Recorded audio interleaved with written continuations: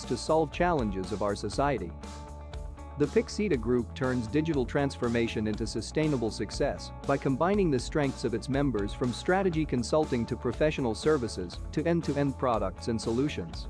We create customer value by developing new business strategies, innovating product portfolios, and utilizing cutting-edge technology.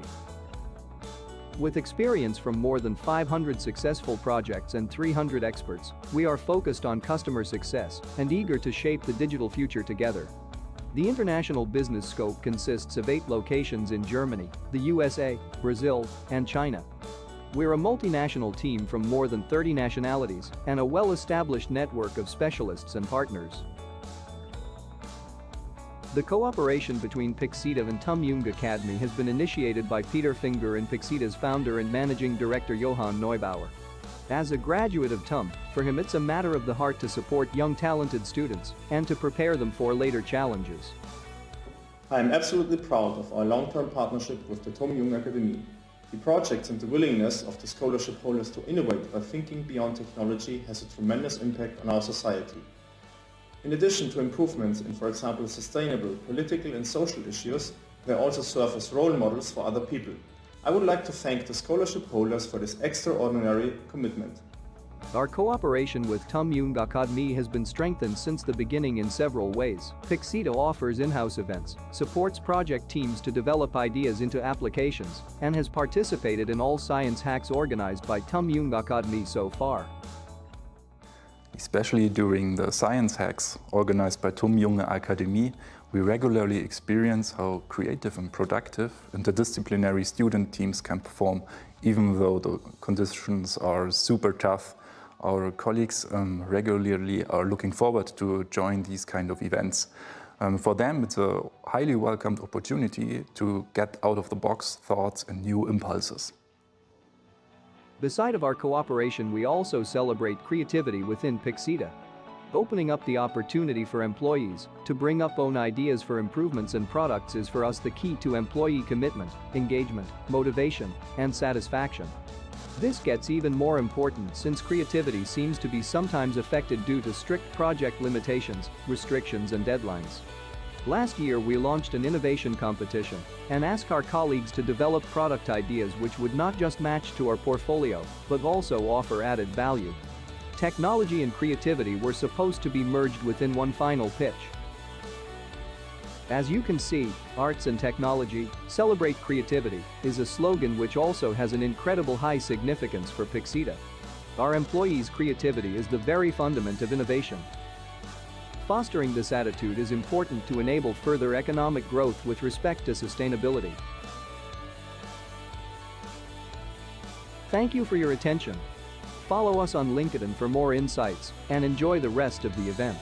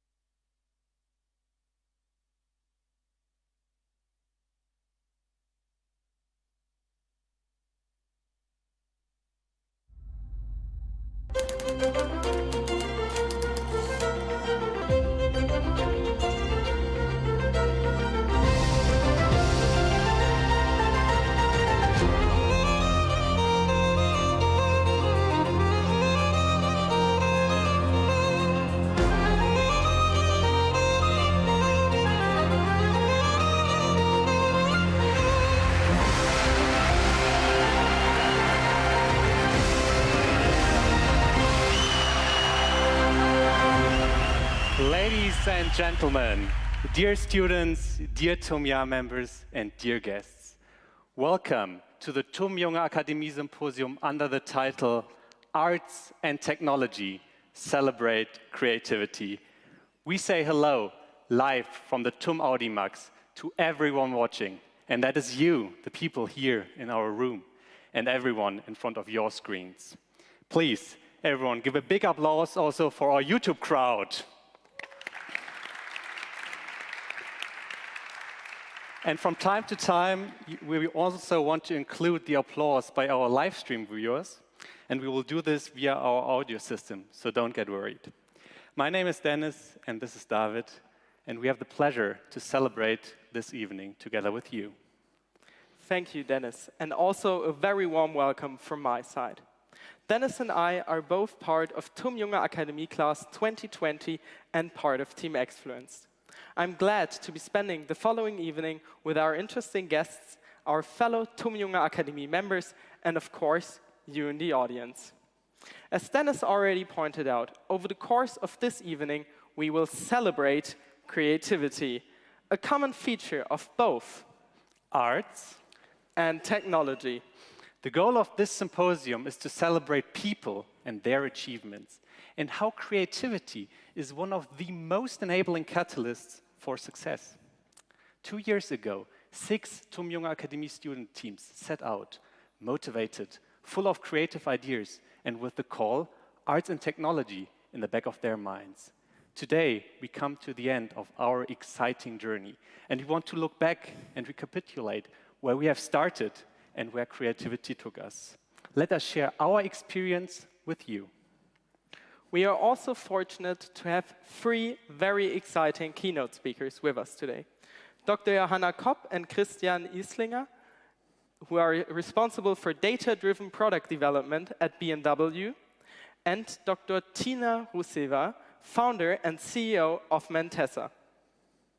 They will share their expertise on how creativity plays a vital role in both our personal lives as well as the entrepreneurial world. Also with us are Patricia Danda, Chief Curator of the Museum Brandhorst here in Munich, and Professor Gerhard Müller, Vice President of TUM and President of the TUM Junge Akademie. We are very much looking forward to an interesting exchange of ideas between the artistic world of Ms. Danda and the engineering world of Professor Müller.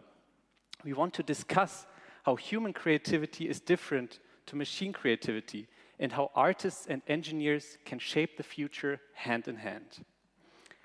Over the course of this evening, we will meet a lot of interesting people and hear fascinating stories. If you have any questions or comments, you can use this QR code to communicate directly with the 2 of us. However, before we get started, we have a challenge for you in the audience. We have prepared 2 pieces of music, one by a human composer and one composed by an artificial intelligence. You will hear both pieces of music for 10 seconds to get a first impression. Later this evening, you will get one more chance to listen to a more extended version of both music clips. But what's the challenge? To find out which piece of music was composed by a human and which by a machine. So now, let's listen to the first one.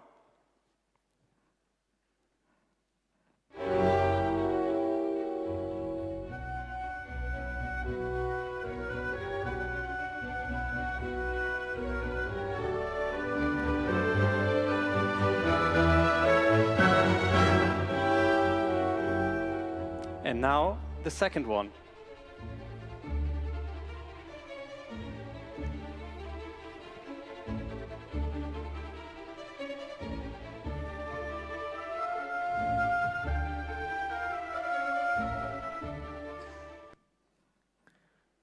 Do you already have an idea? For now, keep it in your mind, and we'll hear more over the course of this evening.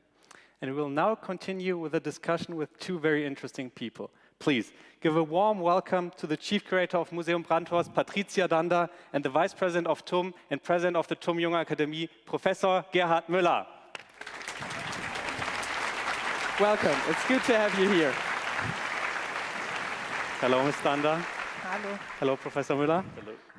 Of course, we have a health protocol in place for tonight, so you can see some markers here on the stage. This makes it easier for us to keep the necessary distance. So we are keeping a close eye on the both of you, and from time to time we'll also have to disinfect our microphones. Arts and technology are two topics that you are both familiar with from your professional backgrounds. And of course, there are many examples and many connections between the two subjects, like the AI-composed music that we just have heard. By the way, let me ask you a quick question. But without revealing the answer, just by saying yes or no, because of course we do not want to spoil our audience for now, do you already have an idea which piece of music was composed by a human, Ms. Danda? No. Okay, and what about you, Professor Müller? I think yes. Okay, well, I think we'll see by the end of this evening. And since today's evening is all about creativity, the two of you have found special ways to introduce us to your work. So, Ms. Danda, you have brought a picture with you, and let us have a look at this picture.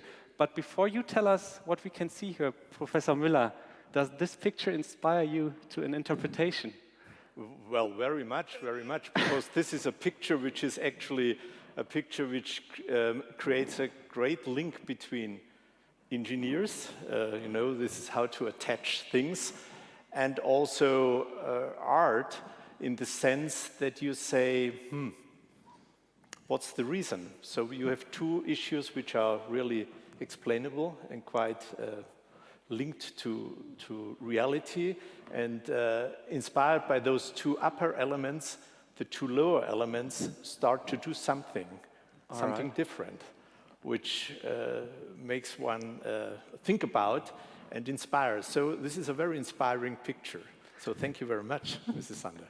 Ms. Danda, you have also brought the solution to this riddle. Let's see how this is used in your job. Can you maybe tell one sentence? Yeah, so what you have been seeing is actually magnets. We have a wall in our office that's covered with magnetic paint. And what you see here is a portion of the research that we've been doing on an exhibition that looks specifically at the relation between art and technology in the medium of sculpture, which we will inaugurate next summer at the Museum Brandhorst. So this was really our, mind map research wall over the course of the last years with closed libraries and closed museums. So it was really helpful to have that. All right. And Professor Müller, you have brought something with you as well, a very inspiring picture. Ms. Danda, can you imagine how this picture relates to the work of Professor Müller? Well, I think you have something to do with construction. So I guess that is a question how you could, for instance, reuse existing structures, reuse existing buildings, and ask how to integrate them with the environment. I guess that would be questions that came to my mind if I look at this picture. I think that's already very good, because we have also the solution. And maybe Professor Müller, you can say what we can see here. So, well, this was a very nice ruin in Parma, where actually the discussion was what to do with this ruin. And the answer was to build a concert hall, because basically the shape of this ruin, which was a former factory for sugar, actually was ideal to make another use out of it. And so in the co-creation between artists and engineers, then a concert hall arose. So this is very much a symbol for the symbiosis of arts and technology, that basically the same building can be used for both. So, Ms. Danda, you are the chief curator of Museum Brandhorst here in Munich. Let me ask you, how important is it for you to be creative in your job? Yeah,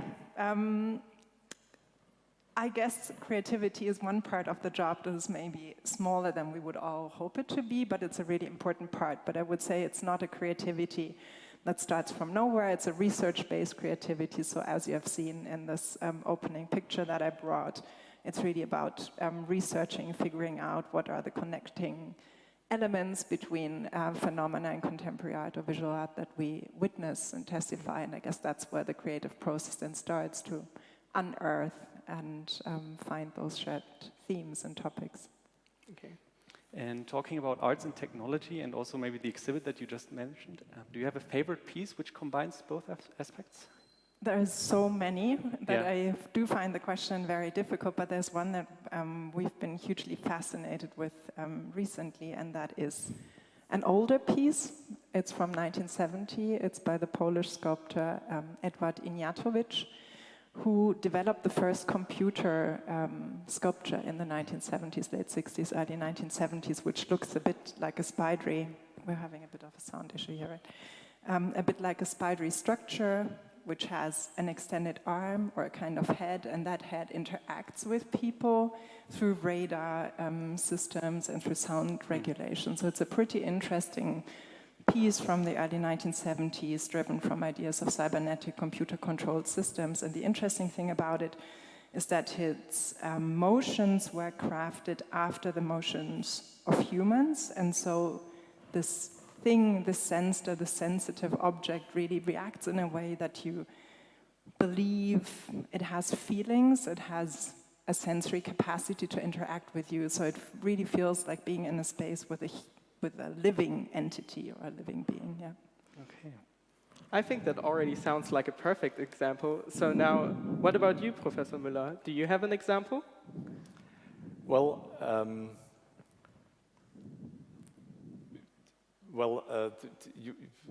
the example, I think, for combining technology and arts. Exactly, exactly. Well, I think if you work with musicians, you are continuously on the way to understand actually what the artists want to have, and you have to translate it into technology. So you have to translate it into physics, into physical parameters, and then you have to try to cope in the design of your structures, in the design of the technological layout of your structures. You have to decide how that what the musician interprets, that what the musician tells you, has to be translated into, well, functions, which you have to design finally. And this is actually art in one sense of the engineer, to create a structure like this concert hall you just have seen, which has to comply with those requirements. And on the other hand side also, well, that what the musician tells you about his, well, desire, what he wants to have as a response of the room. So this is a clear combination of technology and arts per se, but you can't limit arts just to the musicians, and technology probably not even just to the engineer. The musician needs also his technology in order to play music, and we as engineers, we have to be an artist in order to create the hall in a way that it sounds like it should be. Yeah. Yes, I think that's a very good point. And because in our audience there are also a lot of students here at TUM, or here from TUM, I wanted to ask you, how creative is a professor at TUM, if that's even a question that you can answer? Well, extremely creative, extremely creative, of course. You know, not just right now. Now they have to be extremely creative also in another context of their teaching, not of their research, because we now are currently in a situation where we collect all the experience we have taken obtained in the Corona crisis, and now we have to redesign our teaching. And well, my teaching here in this room every Monday morning is completely different than it was prior to Corona, due to the issues I learned by digital teaching, etc. So it's now blended learning what we do, and this is, I think, quite a creative process. And in research, well, this is evident, because research just works if you are creative. So in research, you have to make proposals, and the proposals are criticized, are assessed with the criterion creativity. So it has to be something new what you do, and also in highly, in journals, difficult journals where you want to publish your work. So there are always a group of persons who check whether this is something new, this is an add-on, and this is a creative approach towards new insights in science. So a professor has to be creative. There is no option. We have already seen some artificial intelligence in our symposium, and it is already able to compose music or even to drive cars autonomously. So, Ms. Danda, if I might come back to you, how important is machine intelligence in your field of work? It has become hugely important in the sense that it's a field that artists are very interested in. They start working with artificial intelligence, but also they start reflecting on the properties and also on the problems of artificial intelligence. There's one really interesting researcher, Stephanie Dinkins, who actually started engaging Bina 48. I guess probably all of you know this robot, pretty intelligent robot face that has a chatbot function, and she started talking to this robot about such abstract and complex topics as feelings, racism, etc. It's a black robot and it's a black researcher that work together and also has tried to unveil what the problems are in terms of like structural deficits that artificial intelligence might have. So it's become a great topic of discussion, both on a practical level, but also on a theoretical reflection.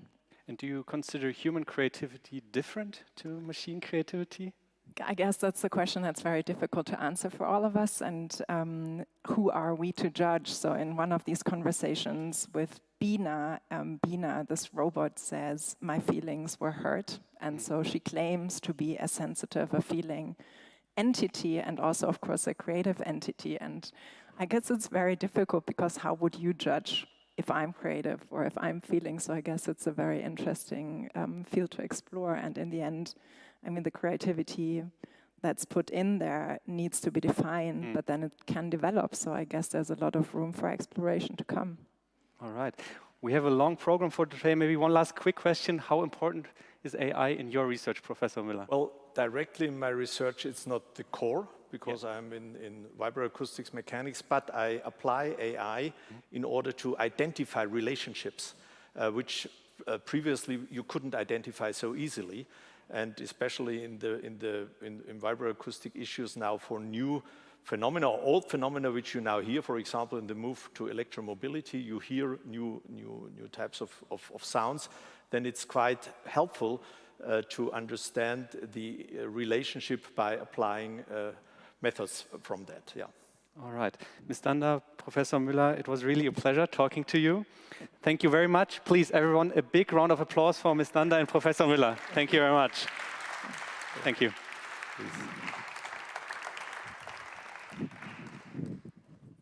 To announce our next segment, we have prepared something. Dennis, you know what to do.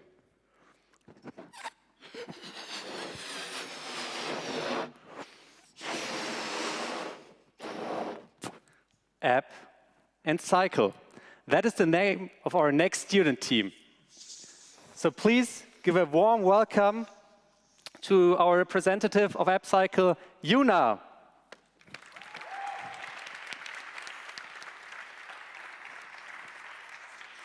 Hey, Yuna, it's good to see you. David, maybe you can tell us what their project is about. Well, as the name suggests, Upcycle tries to make people in Munich more aware of upcycling opportunities. On their app, you can find places for upcycling and examples of how one can turn outdated product into artistic content. So now, Yuna, let's have a look at what you have prepared for today.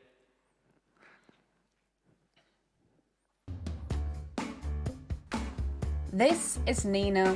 It's a wonderful Friday afternoon, and what better way to spend it than by scrolling through Instagram, looking at everyone's holiday pictures and pumpkin spice latte recipes. Well, never mind, someone clearly chose the wrong football team. But what is that? Oh dear Lord, is it Halloween already?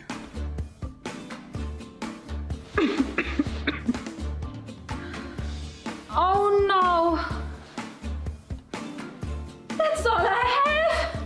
Ah! Indeed, that is all she has. A bunch of unusable face masks, some cotton and yarn. What is she supposed to do now? Flashback to some random conversation. Oh man, there's so much waste in here. I wish we could do something cooler with this stuff. Stop! This doesn't have to go to waste. Have you ever heard about upcycling? Oh, what's upcycling? Damn, you should definitely check out Upcycle and their posts on Instagram. Yeah?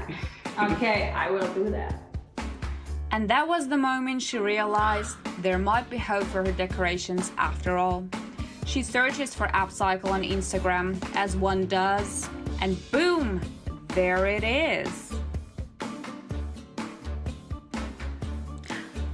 That's perfect! You will now witness a fast-forward version of the creative process. Hold on, how many hands are there? Did some Halloween ghost came to help? I guess we'll never know.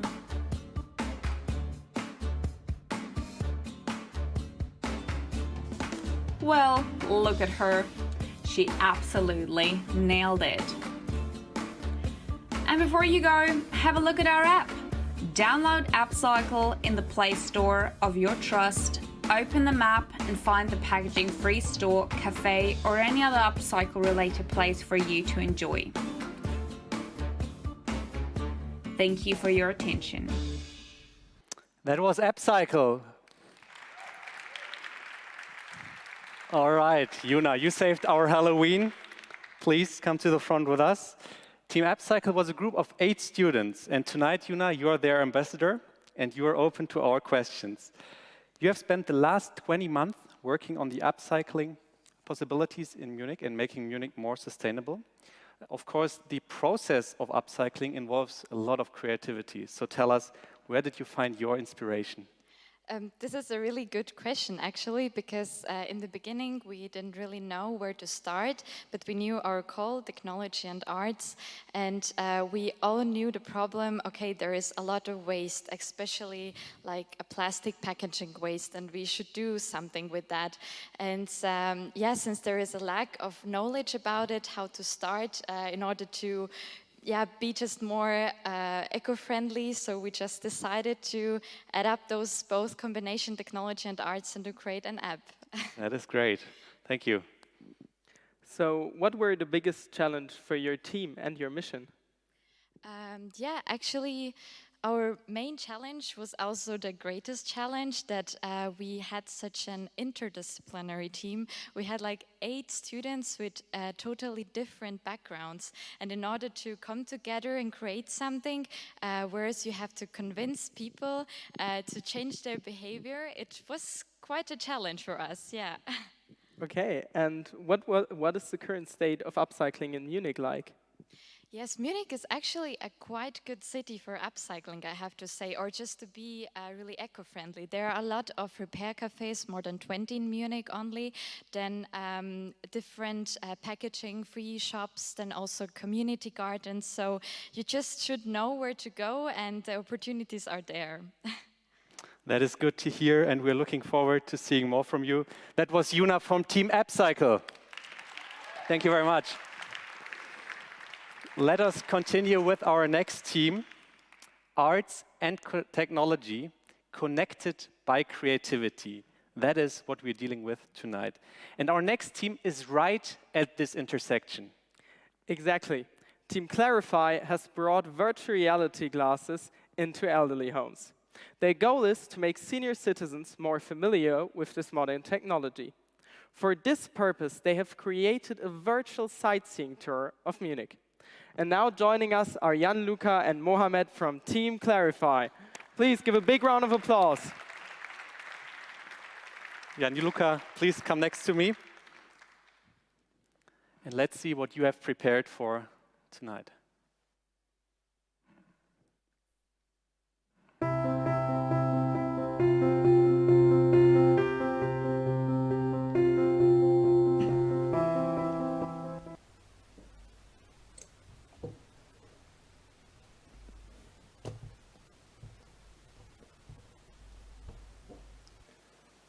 Jack, have you talked to Mother recently? I'm getting worried. I think she needs our help.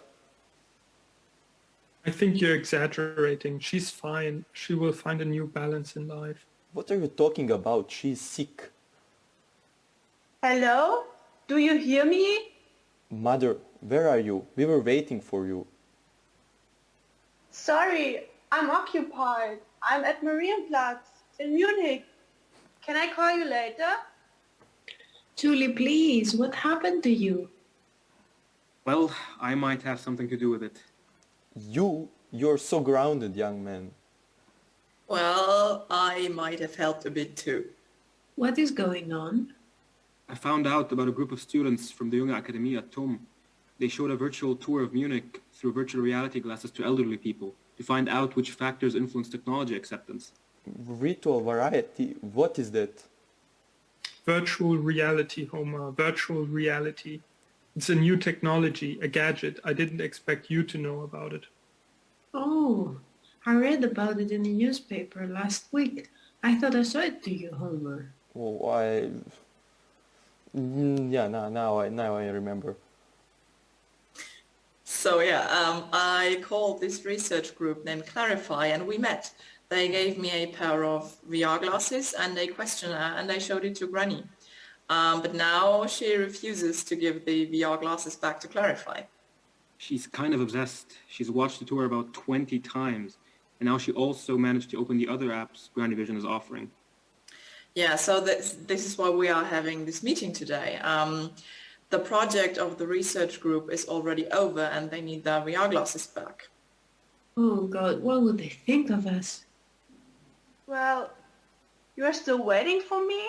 I think I already left the meeting. What is this all about? Well, Julie, Mother, this has to stop. Yes, Mother, it's time you start using your smartphone. Wait, what? No? Yes, our last Christmas present is still in the kitchen drawer. We figured that now that you've started using VR glasses, you'd be sure able to handle a simple smartphone. Well, don't worry. I already turned it on and started using it. Didn't you get my WhatsApp call yesterday?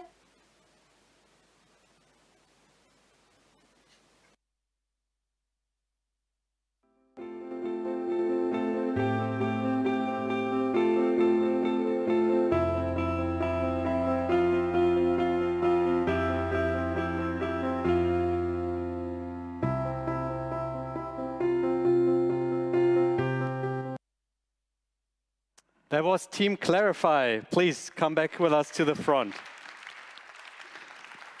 So, Gianluca, in your video clip, the grandmother falls in love with virtual reality glasses and her new smartphone. During your work, what reactions by the seniors surprised you the most? Yeah, thanks for the question, Dennis. Yeah, in general, we were surprised by our participants' openness towards new technologies, and in particular,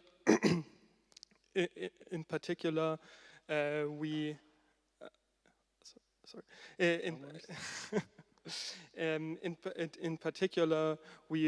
were surprised by how well they received the new technology, and yeah, and what was really enjoyable is that some people came up to us afterwards and they were really eager to try out virtual roller coaster rides, for instance. Yeah. All right. So, Mohammed, Gianluca already said that the technology was pretty well received. So let me ask you, what was the biggest challenge for you and your team when bringing the elderly in touch with this technology? Yeah, so the challenge was actually reaching our target group during the pandemic, but once people actually could use the glasses after the restrictions had eased, people were very enthusiastic. We had a lot of applications, and we actually measured something like perceived enjoyment, which was really high. So overall, we could say it was a good and positive experience. And Gianluca, we have seen that in your virtual reality tour, you showed us a tour around Munich, but of course, this technology is perfectly suited for making art exhibits, etc., accessible to people who are normally don't have the chance to visit.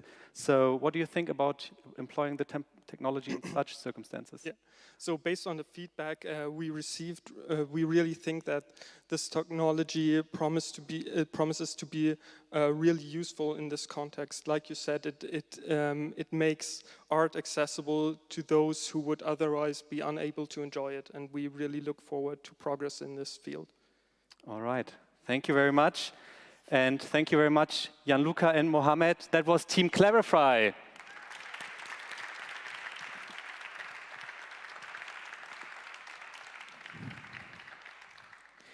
We've already met 2 of our student teams. So now we come to our first key note speaker. Thank you, David.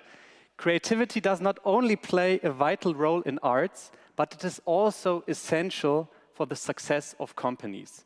Companies have to stay creative to be innovative. And that's why we invited Dr. Johanna Kopp and Christian Eslinger. They are both responsible for the digital strategy at BMW. Unfortunately, due to some unforeseeable circumstances, Johanna cannot join us today. But we have recorded an interview with her in advance. So let's have a look at our discussion. So first of all, creativity is essential to deal with any kind of challenges or problems in life. With creative power, we can define a purpose for our lives, so we can define what we want to achieve. And with creative power, we can meet and fulfill our needs and shape our desired future. So creativity is all about creating.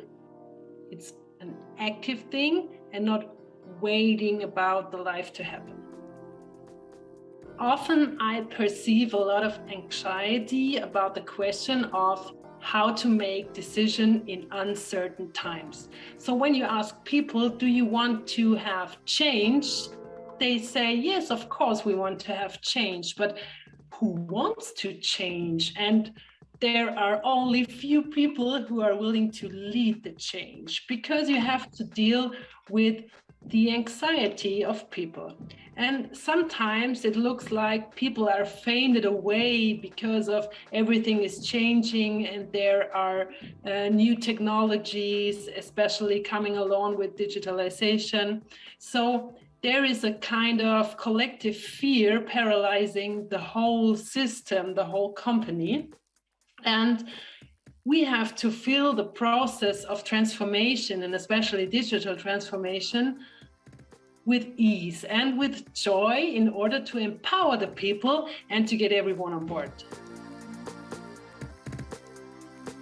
I am totally convinced, yes, you can change the whole company as a single person, but not alone, of course.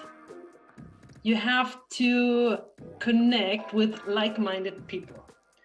You have to define common goals, and you have to establish and also protect an open mindset. It's a cultural issue. And when you experience that dynamic that comes along with co-creating and helping each other throughout the whole company, a whole organization, you can prove that it works. And with that, you inspire others automatically. So thank you again, Johanna, for taking your time. And now with us is Christian Eslinger. Let's welcome him with a big round of applause. Good to have you here. Welcome, Christian. Thank you for being here. Thank you. Let me ask you, why is creativity and change often so hard for established companies? Well, first of all, you have to think about what is the success of a company, and that is structure. So having like 100,000 of employees all over the world selling, for example, cars, this doesn't work with chaos. This only works with structure, processes, and with job descriptions. So first of all, normally you start your new job by getting a job description, you work in a department, you work in a division, and then you start learn how everything works, how the processes are working, with whom to speak, if you don't know what to do. And then after a few years, you become an expert. And that's the status quo. So you think at the beginning that there is no much space for creativity, but actually that's wrong. And you will understand that after a few years, if you develop products or solutions, you always have to adapt them. You can't stay with the old stuff. You always have to go on, develop new solutions, develop new products, always rethink what you're doing right now. And that's why for a company it's hard to understand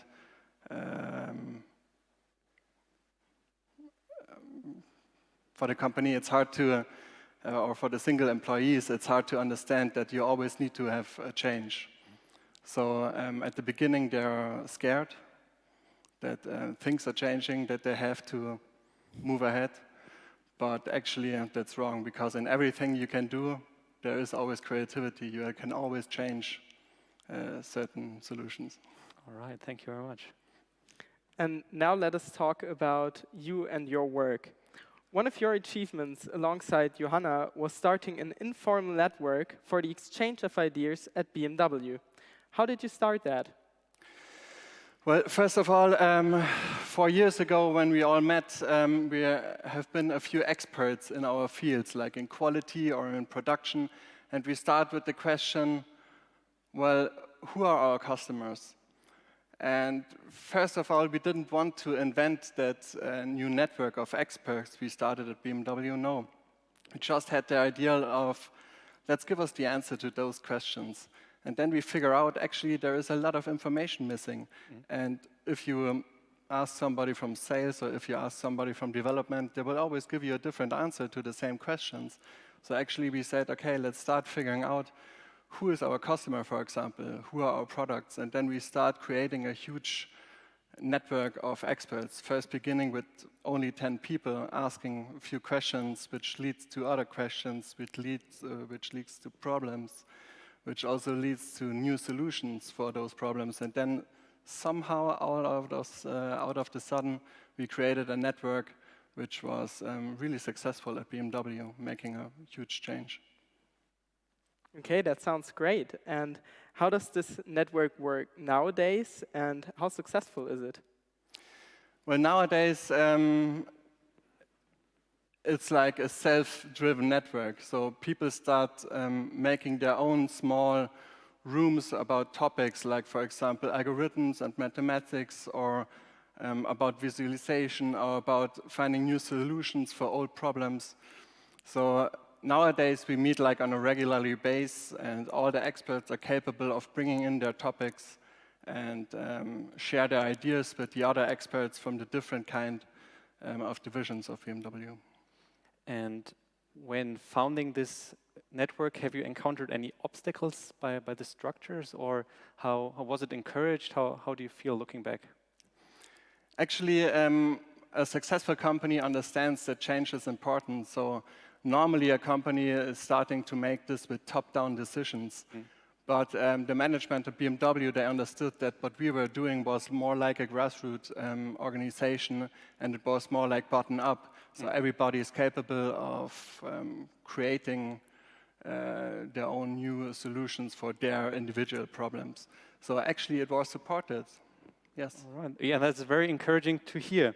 So thank you very much, Christian, for being here. It was a pleasure having you here. Everyone, please give a big round of applause for Christian. Thank you very much. Thank you. For many of us, social media platforms are an example where arts and technology meet nowadays. And that is exactly what Junge Akademie team Exfluenced focused on. Dennis, I think that you might be able to talk about this project more in detail. David, sure I can. You and I are both part of Team Exfluenced, so please excuse if we cannot stay totally unbiased during the next presentation. But did you know that fake news spread 3 times faster on social media platforms when compared to legitimate news? That's pretty scary. So our team set out to raise awareness about the individual and societal effects of Instagram by designing a social media detox program. We focused on the impact of fake news and on psychological consequences of excessive social media usage. Let's have a look at our video.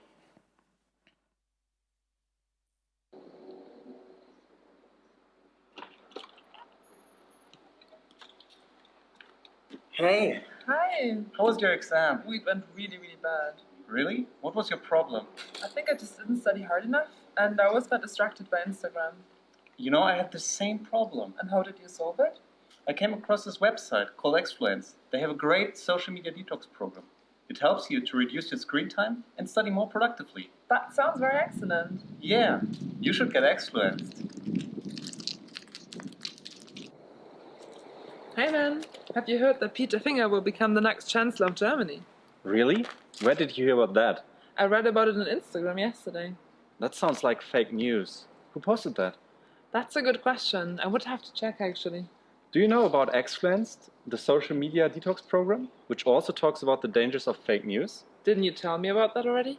Well, then you better get Exfluenced. Hey man, do you want to know how to feel energetic all day long? No, not really, but fire away. Okay, so my favorite Instagram account called Upcycling recommended this to me. It's upcycled E from the Himalayas. One sniff and you're supposed to feel like Chuck Norris all day long. Should I drop the link into your DMs? No thanks. You and your influencers. Why don't you follow some exfluencers instead? Get exfluenced. Hey, what are your plans for later? Don't know. Friends and I are going for lunch. Do you want to join?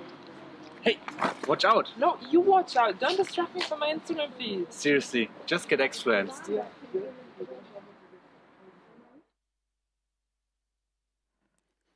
And now, please, give it up for our dear teammate, Andrea. Welcome. Andrea, it is good to see you. Let's talk about our social media detox program.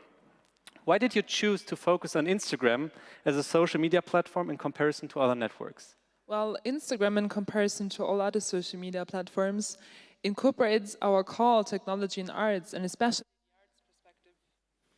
You can use this one. And especially, is this one working? Okay, here we go. This one is working. Yes. So where was I? And especially the arts perspective more than any other social media platform does. So the original idea of Instagram was to provide a platform for customers, artists, and consumers to upload and share their work. So Instagram is a highly visual platform, and our brain processes information that is presented to us visually a lot faster than it does analyze anything, for example, which is presented via plain text. This means that we can be informed quicker online, but also be manipulated easier and faster. We found this dynamic very interesting, and this is why we chose Instagram. All right. So you said that manipulation is easier on Instagram, for example. And going back to what Dennis said earlier, fake news spread 3 times faster than real news on these platforms. How can that happen? Well, first of all, it has something to do with the sheer mass of online users that we find on Instagram. According to recent numbers, Instagram has over 500 million active daily users. So those are people who actually actively engage with the app for some minutes to an hour or more. And where was I? Sorry? The users. Oh, yes. And first of all, like Instagram was designed, the original idea was that you could showcase your work, but it kind of degenerated over the last couple of years. And we as humans are very prone when it comes to conspiracy theories, clickbait, and fake news. We like to share this kind of information. So news spread faster, but fake news spread even faster than correct news too. And how can we improve this situation, not even by changing the technology, but also by changing our own behavior? So, as you already mentioned, it is never the technology that is wrong. The idea of Instagram is never to be addicting. It is always how we ourselves interact with the technology provided to us. It is our own responsibility that if we understand that there is an overuse of Instagram, for example, and it's affecting ourselves via depression, anxiety, concentration issues, fear of missing out, it's our own responsibility to do something. And this is what we're trying to empower you with our detox program. All right, so with that in mind, get excellent. Thank you, Andrea, for telling our story. Of course, on social media, not everything is as it seems, and in fact, tonight we're guilty of something similar. At the beginning of our show, you heard 2 pieces of music, one composed by a human and the other one by an artificial intelligence. Do you already have an idea which is which? If not, then now is your chance to listen to a more extended version of both music clips. And then we will challenge you to identify which one was composed by a human. And now, let's listen very carefully, everybody, here in the room and you in front of your screens as well. Here's number 1.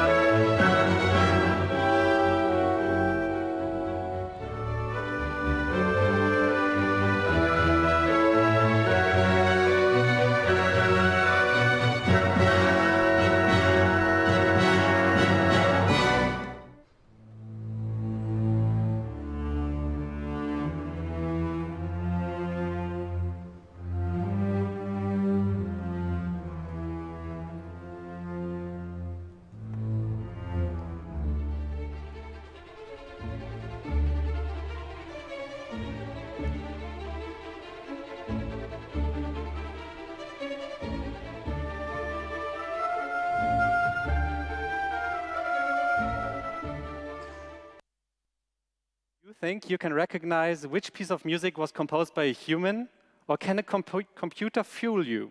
Please, the audience here in the room, but also everyone watching live on YouTube, take out your smartphones and use this QR code to register for our voting.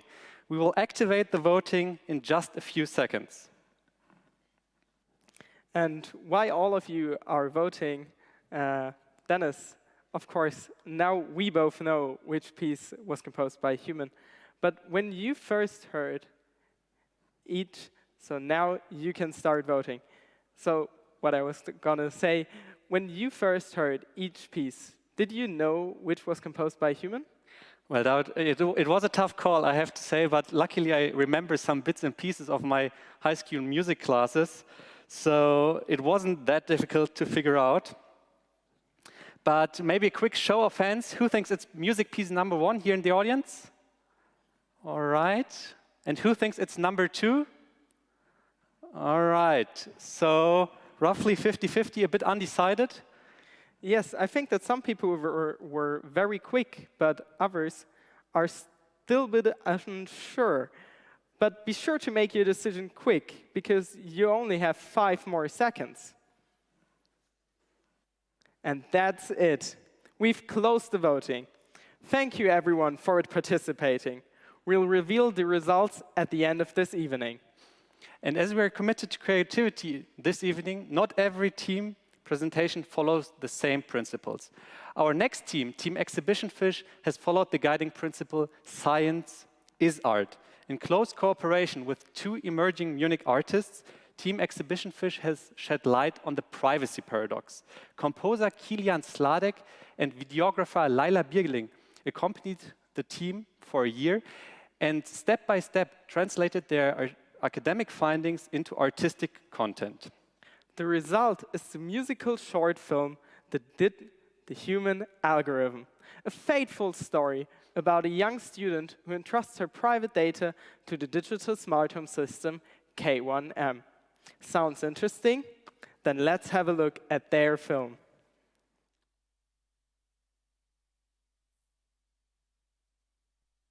User, my name is Kim, your personal smart home system. In order to proceed, please confirm our data protection and privacy policy by saying, yes, I agree. Yes, I agree. Yes, yes, I agree. I made the choice to be part of the society. So for my private life, I use Instagram, YouTube, WhatsApp, etc. Keep connected. Data online. We are investigating the concepts of data privacy. Data privacy paradox. Even though there are things that I don't like about it, I'm very aware of these ethics of technology, of digital technology, and for example, I actively make an effort to not even look at advertisements. I think that in that case, Facebook knows more about me than I do, maybe about my past. Maybe I forgot that I was friends with that person, but they know, and they know when I became friends with that person, probably where I met that person, and these kind of things. I think it's a little bit too much, maybe.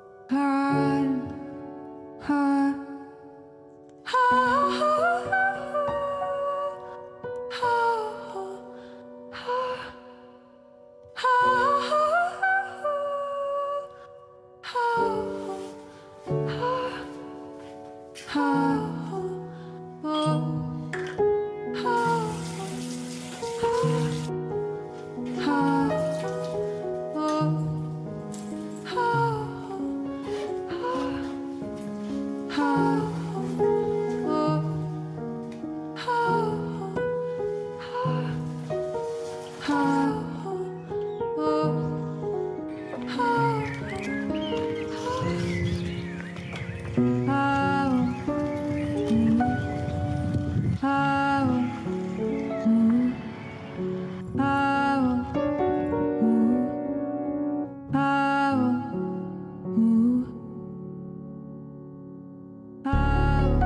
hear, I see, I learn, I feel, I hear, Facebook, I see, Gmail, I learn, Hotmail, I feel, I hear, Instagram, I see, I learn, Amazon, I feel, I hear, Google Maps, I see, Pinterest, I learn, you, I feel.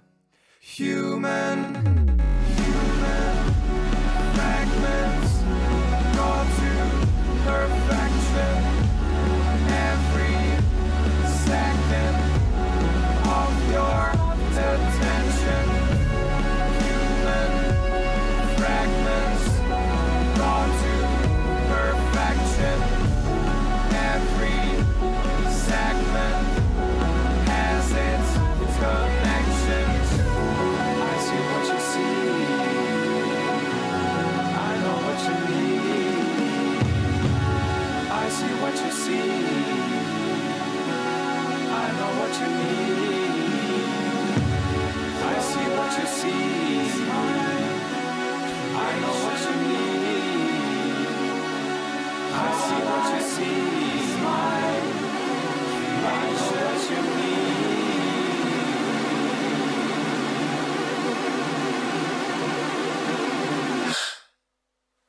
Hello, Caroline. Thank you for activating Kim. From now on, your wish is my command and your life is my creation.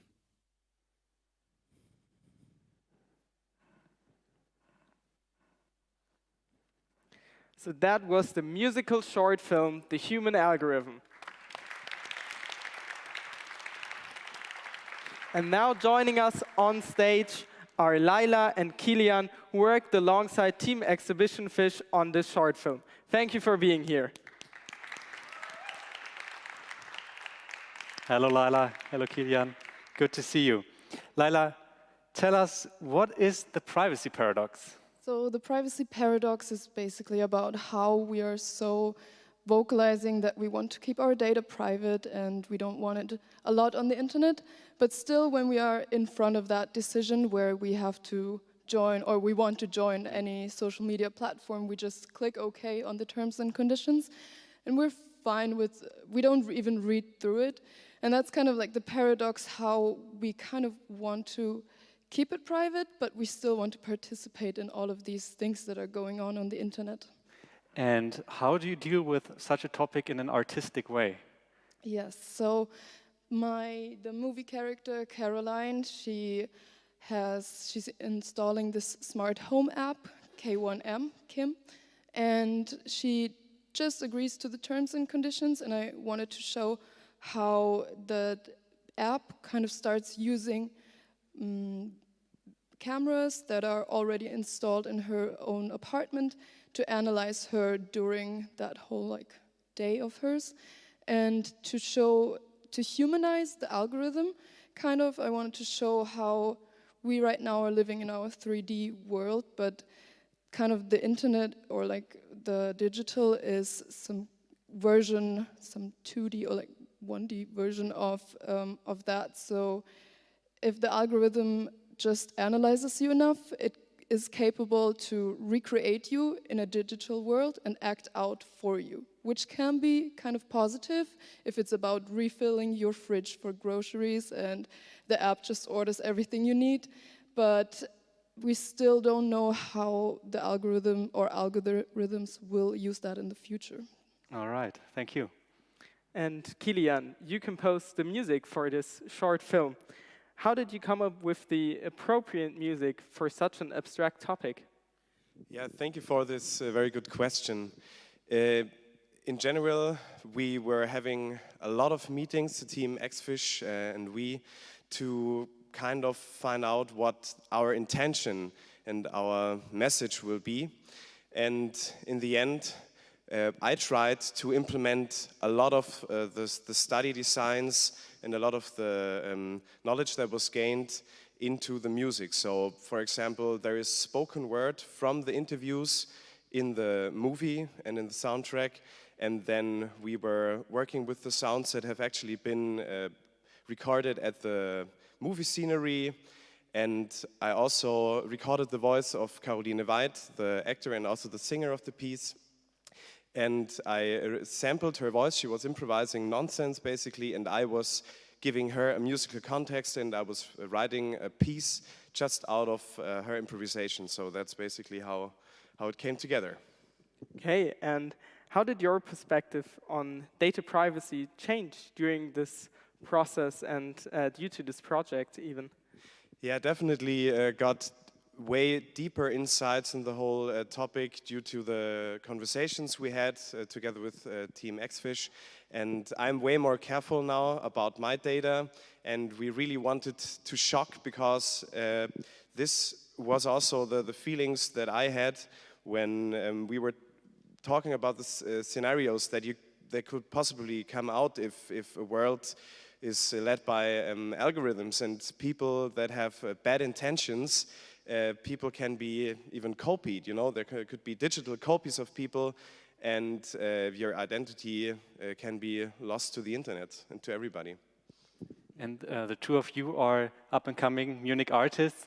What do you feel when you see a machine composing music or even creating videos or pictures? Maybe Laila, you can start. Yes, it kind of creates some kind of respect for the machine taking away what we humans were the only ones able to create before. So that's kind of a new thing. But I think in the long run, AI will only be able to take over jobs or photography jobs that are always the same. So there will never be something with a story or with emotion inside, or I think that still remains to the humans, and so for the creative part, this will stay, I think, with All people. right, hopefully. And you, Kilian? And what about you, Kilian, exactly? Yeah, I think artificial intelligence enriches the possibilities of real artists with a real story and an intention. And I think there is difficulties for artists in the business in the near future, because AI can definitely take over the functional music part. So music that doesn't have to be like a piece of art and has to have an intention, but just be the background of something or some kind of meditation music. It's already been done. And I think also the question of authorship and copyright is going to be a very difficult one to clear. And there is a copyright reform at the moment in Germany. It's been done, but this question is still not really clear. Who is an author when AI composed a piece? Thank you. I think that was very insightful. So thank you for joining us, Laila and Kilian. Let's hear it for Team Xfish, everybody. Thank you very much. Thank you.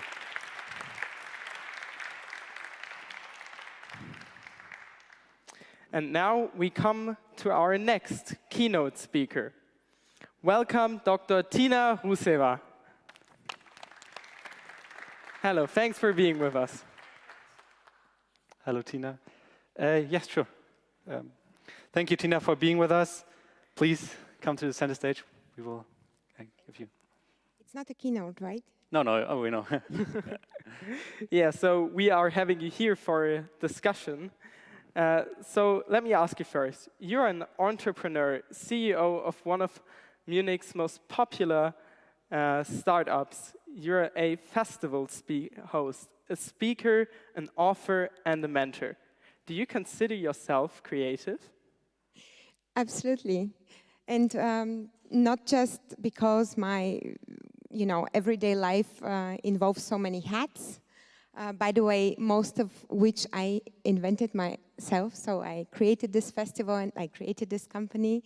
But also because I consider entrepreneurship to be one of the most creative jobs ever. After all, you're creating things that did not exist before, and not only the things itself, but you're creating the market for them and how they reach the customers. And sometimes as an entrepreneur, because you're under-resourced, you even have to create the resources in order to create all of the rest. So that's one reason. The second reason is I have studied computer science, and all of what I do is connected with technology, and I feel that technology today is very empowering in terms of creativity.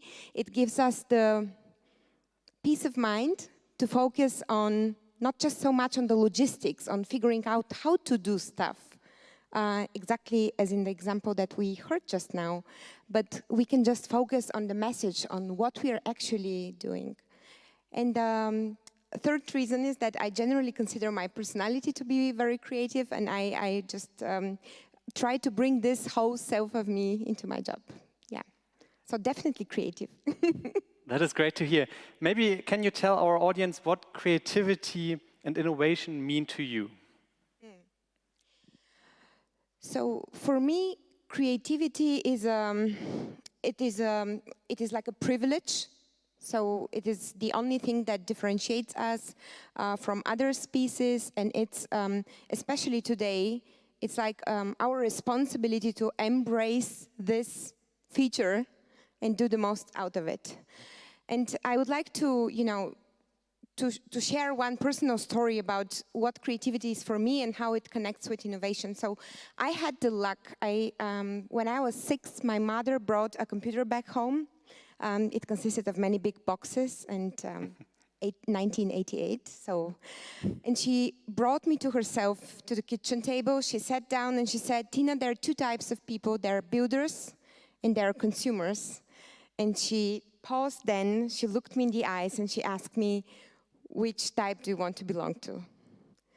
And this is the moment when, without ever having spent thought on purpose or anything else, I just knew that this is what I want to be, and I wanted to be one of the builders and not one of the people that just stand behind. And I guess this is what creativity is for me, to be actively co-creating what's going on in the world, in your life, and not just in terms of products and pieces of art or companies, but also in terms of your relationships with others.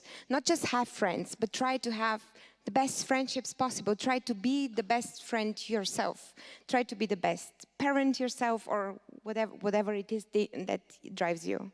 So that's what I consider creativity, a huge privilege, and also, something that can give our lives purpose and meaning, and also make them count beyond our, being here. All right, thank you very much. Tina, you are a founder yourself, but tell us, in your opinion, what is the difference between startups and established companies in terms of creativity, in terms of innovation? Yes, I get asked this question a lot because we work day to day with corporates. This is our customers, and we co-create our products with them, and we try to serve them, and we, communicate a lot. So the one thing is the question of the resources, right? We imagine big companies to be full of resources, and they probably are. Most of them have them. Startups, on the other hand side, have less resources. So what happens in terms of creativity is that startups have more ownership on new topics. So the individual person in the team has higher responsibility and feels the feeling of ownership stronger than for maybe in a big company where just a part of everything else. You have less resources, you would think. And you have also, it's also in a startup, it's not a question of choice, it's kind of a survival quest. If you're not creative, you cannot create all of the stuff that you have to create. However, if you look into companies, you will find often that even if the company is, big and has a lot of resources at their hands, those are not distributed evenly at the entire workforce. So the individual person in such a company is even less resourced than in a startup, because they have to ask for permission for everything they do. They have a higher hierarchy. They need longer time to ask. So I think that being creative in a startup is kind of easier because of all the freedom and, all of the opportunity that just by definition exists when something is new. That's a good answer. Yeah. I think that when both worlds meet, with everything else in the world, this is where the magic happens. Right. And what are the next big innovations that you're looking for right now or waiting for? Yes. While expecting that you expect a technical answer, the one thing that makes me most passionate right now is the innovation of the workplace because of the technology and because of the digitization and because of how people react to it, because of the new generations that grow up with, social media and transparent communication and, being in the public a lot of the time. I am very passionate about this because I think that right now there is a lack of equal opportunities at the workplace, and unless you're one of the privileged or dominant groups, there is just not a lot of freedom or a lot of innovation or creativity in many, many jobs. So the most exciting thing for me is how work is going to change for companies to be more human-centered, more collaborative, more diverse and inclusive, as well as, how this would affect society, because work is kind of the central anchor where all of us meet, and we could very well see this last year with the pandemic, where no matter what type of job you had, and you had to stay at home, you saw how work is kind of connecting society. And by changing the workplace, we actually have the opportunity to create a more just, more better society. All right. Thank you very much, Tina. Thank you for having me. Thank you, Tina. But before you leave us, we have one final question. And that is, at this stair, do you take the elevator or the stairs? Right now or? At the office. At the office. At the office, yeah. Always the stairs, and I have to say I don't have a car for the past 4 years because of what's going on. And we are the only family in our street with 2 children who not only don't have 2 cars, but just no at all. All right. Thank you very much. So please, a big round of applause for Tina, please. Thank you very much. So the elevator question was, of course, not random at all, because our next team has developed creative solutions for staying active at the workplace. Team Activity is a group of 7 students with a goal to encourage physical activity of employees in office buildings. So everyone, please put your hands together for Benedikt and Team Activity. Benedikt, it's great to have you here. Benedikt, please come next to me and let's have a look at your video for today. Call us now to order our absolutely overpriced fitness equipment set for an unbeatable price of €200. Stop it! You don't need all that overpriced junk. You can get fit by just taking the stairs. Come on, I'll show you how easy it is. Did you know that 42% of German employees suffer from a lack of physical activity? Not only does this lead to obesity, back pain, but also to cardiovascular problems and psychological consequences like depression or burnout. Since we know that most employees simply lack time, motivation or energy to do sports after work, we tried a different approach. We tried to integrate physical activity into everyday life. But what is the first step to do so? It's taking the stairs instead of the elevator. And this is in essence the main goal of our project. But how can we achieve this goal? In order to get people to take the stairs, we decided to make use of nudging. Influencing people in a way that they can come up with fitting measures on their own rises their motivation to do what they should, coming from their intrinsic will. To find out with what technique we can nudge them most effectively, we decided on 4 different methods. One of them being motivational posters and another one being deterrent posters. For our 3rd method, we chose user experience.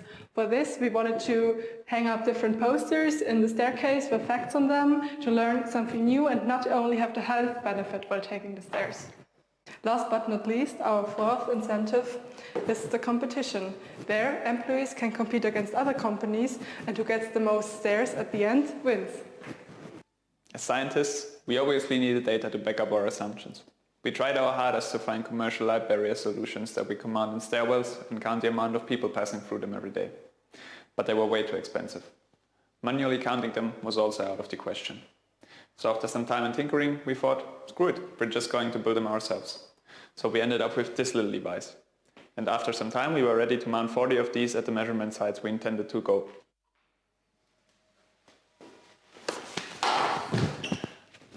But then disaster hit and COVID struck, and we weren't able to do any of our measurements in person. To get at least some answers to our questions, we designed a quick survey. And thanks to the help of Junge Akademie's great partner companies, we can now confidently say that motivating posters are most effective at increasing the stair usage of employees. No!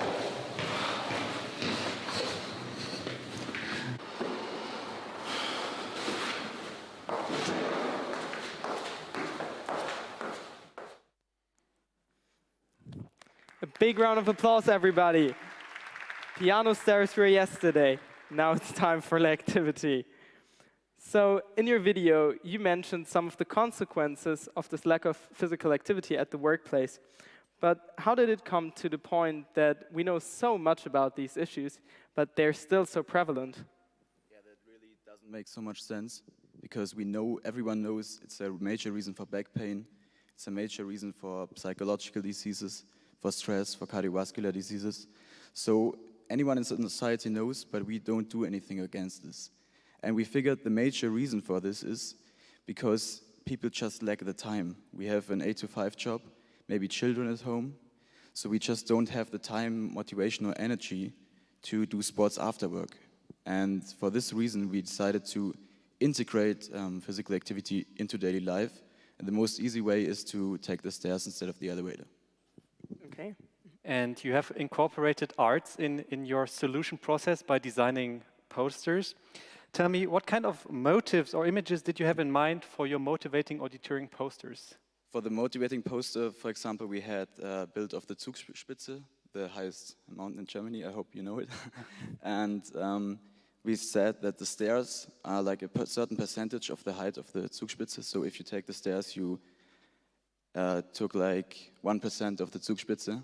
And there was one idea for the motivating part, and for the deterrent part, for example, people with back pain or something else. And besides that, we also incorporated a competition. Mm-hmm. Like you have posters where you see the other team took 200 stairs more than you will have to walk more. And also the user experience part. And in the end, as Joel said in the video, we found out that the motivational posters are by far the best method to make people move more. All right. So thank you very much, Benedikt, and a big round of applause for the activity.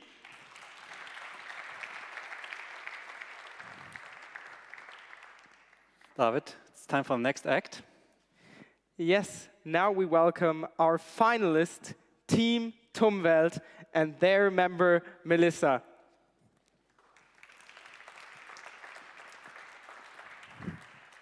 Welcome, Melissa. Nice to have you here with us. Welcome, Melissa. You and your team have investigated creative ways to incentivize public transportation. How's the current situation regarding public transport in Munich? Well, right now we see that more people are starting to use public transport again, so we hope that this trend will keep going, and well, with the evolution of the pandemic, this will be also a stable progress. Okay, so now please join me and let's have a look how you made public transport better.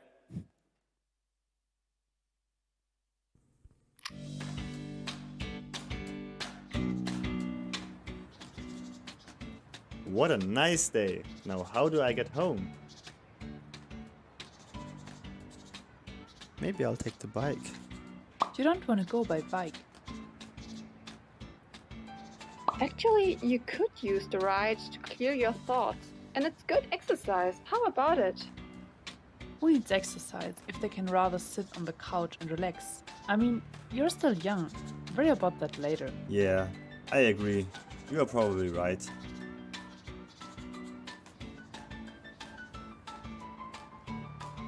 Wait, how about using the public transport? That way you could... Public transport? You mean being surrounded by a lot of people and standing the whole time? Why would you do that? Exactly. Why should I do that? Well, it is good for the environment. Do you really want to take part in the self-destructive cycle of emission and fires? Wow, that's way too depressing. Let's think about it some other time. Don't you want to make some real impact? What impact? I would not even know how much CO2 I am saving, and I'm sure it is probably meaningless. Actually, you could know. Have you heard of the TUMJA mobile app? You don't want to see the TUMJA. It is probably nothing. No, wait. I want to see it. It might be interesting. The TUMJA lets you know how much carbon dioxide you're saving depending the kilometers you ride and the mean of transport you use.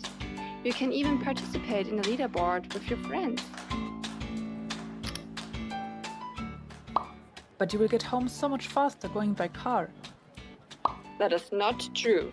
When you think about traffic jams, you can actually save time going by train. Yes, it is. No, wait, don't do that. You're missing your shot to save the world.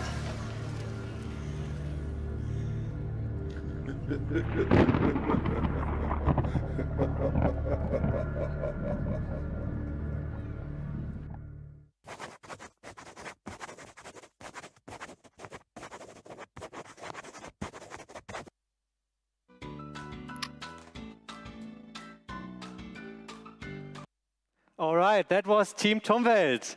Melissa, please join us. So you and your team, you have designed an app which visualizes the reduction of carbon dioxide emissions by using public transport. What were the biggest takeaways from your project?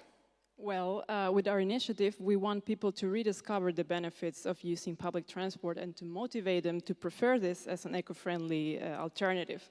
So as you just mentioned, our core feature is letting people visualize the savings that they are reaching using public transport. Because not only in terms of time and money, because of course there is a group that find this as a good motivation, but according to our research, there is a lot of people that want to see the impact that they are making in terms of how they're helping the environment, and this is precisely what they are lacking. So what we want to provide is a more tangible way for them to interpret how their usage of public transport can actually make an impact on the environment. All right, that is good to hear. But during your project, as you have mentioned, you have visualized carbon dioxide emissions. Have you ever thought of doing it in a more artistic way? Not the CO2 emissions themselves, but what we want to implement is a feature this is called GPS art or running route art. What this feature does is that it proposes a specific route for you to follow whenever you're walking or jogging. And once the route is completed, you can see this as a drawing on your map inside the mobile app. Also, we had an initial idea that we wanted to make a beautifying of the bus stops, for example, that is getting sponsors that would be willing to do a makeover of the stations once the users of a specific area have reached a sufficient amount of CO2 savings. And finally, another example of making this a bit more artistic would be that once each user has collected enough leaves, enough CO2 savings, they can see a tree grow inside their mobile app. All right. And for your project, you have teamed up with Munich's public transportation services. How did that work out, and how did you profit from that collaboration? Well, it worked out very well, actually. We had the opportunity to meet several times with them for suggestions and feedback. They were very helpful, especially at the ideation part, the initial part of our project, for helping us to define a target audience and how could we better approach this audience. And yeah, they agreed to be mentioned as our partner throughout our entire project and also offered us a space in the MVG website to promote our app once it was ready to be launched. Thank you, Melissa. I think that you definitely made sure that at least Dennis and I are now even bigger fans of public transportation. So everybody, let's make some noise for Melissa. Thank you very much, Melissa. By the way, Did you know that public transport and classical music are actually connected? The Munich transportation services have been successfully using classical music in some of their metro stations to create a more serene and more peaceful atmosphere. That is arts and technology in a nutshell for you. Exactly. So the next time that you're at the metro station waiting for your train, you might try to guess who composed the music that you're just listening to. And that brings us directly back to our challenge. But before we reveal the answer, let us make some noise for our fellow Junge Akademie member Josephine and TUMJA president Professor Gerhard Müller. It's good to have you here. So, Professor Müller, good to see you back. Josephine, thank you for being with us. Josephine, you are a part of TUMJA class 2021, so the next year's class, and you and your peers will organize next year's symposium. Let me ask you, what Junge Akademie team are you a part of, and how are you progressing right now? This is unfortunately not working, so we can use this one. Perfect. Yeah, so I'm part of Team Culture, and I'd say it's going quite well right now. For those that don't know, so maybe all of you, we're basically trying to figure out if it's possible with means as simple as, let's say, a classic poster. It is possible to really trigger people's self-reflection, specifically in regards to their hasty judgment of other people and in regards to their black and white thinking. And yeah, it's going quite well right now. We just finalized our posters. We had another round of feedback from our supervisor and another round of feedback with a survey. And yeah, we're about to finalize that. And we also finalized the final survey that's hopefully going to reveal the true impact of our posters. And that's also going to be the input for our final report we're going to write next year. Yeah, so I'd say we're happy with the progress. Sounds great. And what was the call of your class? Our call was disruption and reconstruction, opportunities for global collaboration. And for our team, global collaboration is not only about having the perfect digital structures, about having the perfect technologies, but it's also, or maybe first and foremost, about having a society that's open-minded and curious, enough to really allow for proper collaboration. And I think that's also where my team and I, where we try to work on, and that's also, let's say, our contribution to this call. That sounds like a very interesting topic. So, Professor Müller, how did you come up with that? Well, I think this is always a challenge. Every year we try to find a good call for Junge Akademie. And we are in close cooperation with the students and also discuss prior to that with the students. And last year, actually, well, this was the beginning of the Corona lockdown when the discussions came, but the discussions already were there before. And the issue was that we want to create awareness about the paradigms and the structures we are moving. We are moving with our competence profiles, with our professional profiles. So what are the limits which on one hand side give us a good guidance, but on the other hand side probably are obstacles to integrate new technologies in our doing, or probably also to create a completely new setup for the value creation in our societies. And there were two basic points actually. One point was the question, how can new technologies bring to us probably completely new settings also for the processes in our societies, in our work. We have excellent examples, merging artificial intelligence with management. Are companies like Celonis, which arose from this idea, but combining different profiles and probably creating quite also disruptive changes in the world then of our society, in the world of our society, by new profiles which shape basically a new setting of combination of competencies. Mobility was another example where we said, okay, probably we should work on this topic in a more holistic way than in the different disciplines which tackle it separately. And on the other hand side, of course, Corona came, and there were also disruptive changes which came from, let's say, unexpected. One couldn't probably anticipate it like that, what happened. Many things were good to be anticipated, others just came like that. And I think this gave us the motivation to think about, well, how can we identify arising changes which we have to cope with? How can we be also the first to deal with that? What do we have to do if we realize that probably in other parts of the world they were quicker to anticipate the things and to carry out the necessary changes? What are the obstacles for doing the necessary changes, and how to react quickly when something comes like in an unexpected manner and forces us to change many things in our life. So this was quite motivating, and I'm very curious actually what happens now, because as you also saw here, often the calls are very broad, and then the topics that have been dealt with are very specific, but that's also the nice thing in Junge Akademie. And well, I would also like to take the occasion to thank all the team here now for preparing this nice event today. You see, this is not only the issue of individual projects, but it's also the issue of bringing students from many disciplines together to work collaboratively.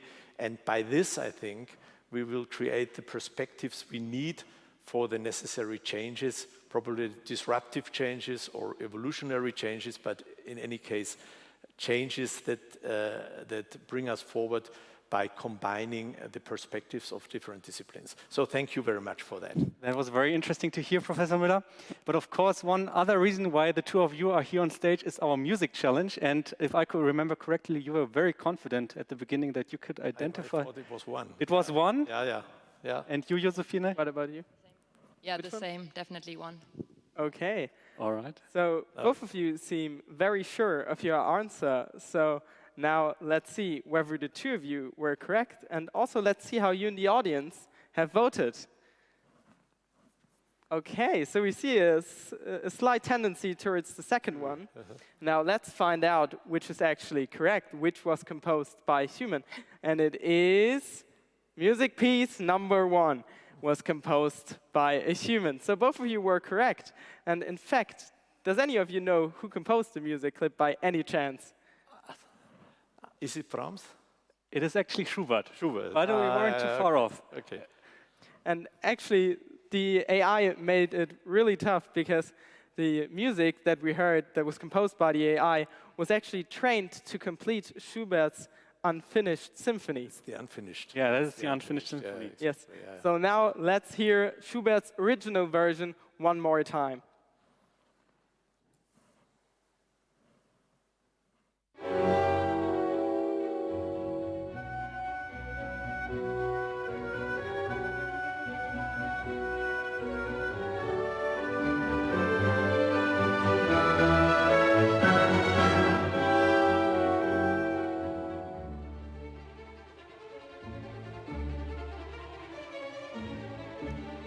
I would say.